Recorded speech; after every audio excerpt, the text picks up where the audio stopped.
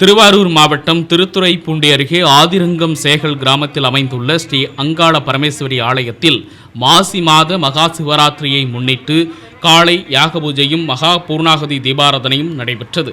அதனைத் தொடர்ந்து அம்பாளுக்கு சிறப்பு அபிஷேக ஆராதனைகள் நடைபெற்றன. பின்னர் காலை ஆதிரங்கம் சேகல் ஸ்ரீ அங்காள பரமேஸ்வரி மருளாளிகள் அறக்கட்டளை சார்பில் அன்னதானம் நடைபெற்றது.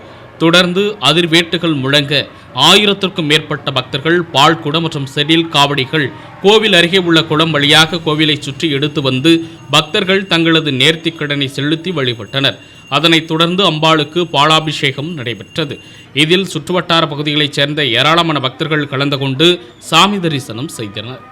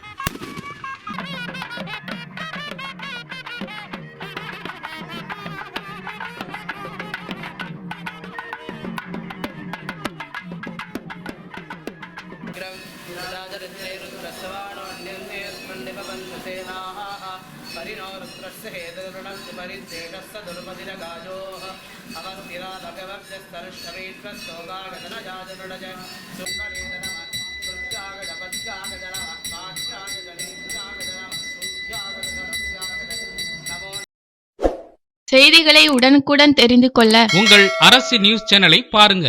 சேனலை சப்ஸ்கிரைப் பண்ணுங்க.